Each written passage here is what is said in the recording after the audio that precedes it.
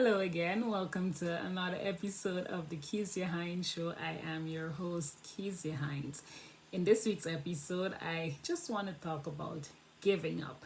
Now, I do know that phase giving up alone might have triggered something in you. Maybe it's a memory, a feeling, or even some form of resistance because, simply put, giving up is often painted as something very negative, something that signals failure or weakness. But I do want to offer you a different perspective. So, this past week, I found myself reflecting very deeply. And when you're birthing something, for example, whether it's a child, a business idea, a relationship, or even just a new version of yourself, we often have this very specific vision of what that should look like. And then we attach ourselves to these outcomes. We plan, we strategize, we push, and we take control. But the truth is, sometimes our role is not to force something into being, it's to just guide it. It's to hold some sort of space and to allow it to unfold to become what it is meant to be. And that in itself is really hard, especially when you're passionate about it and especially when you really care about it. So staying grounded and going with the flow, I know it's not easy, at least I still struggle with it, but I've learned that even practicing staying grounded, even if it's just for a few minutes in a day, taking a deep breath, letting go of one small thing, or even choosing not to micromanage the outcome helps me to stay connected.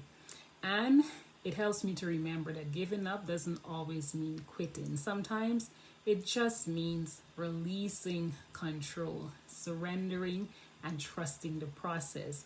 And as Taraji P. Henson said, if you believe in it, you fight for it, even if no one is clapping just yet. Sometimes that is the bravest thing we can do. You're not weak for needing rest.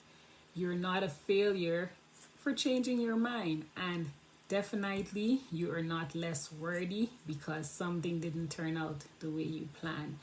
So as I always say, give yourself grace. And as I end this week's episode, as usual, I'd like to leave you with an affirmation from my book, 111 Positive Thoughts. Give yourself grace, and I'll let it intuitively guide me.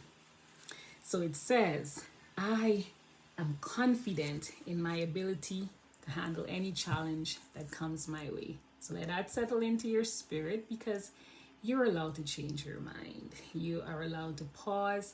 You are allowed to let go of what no longer serves you.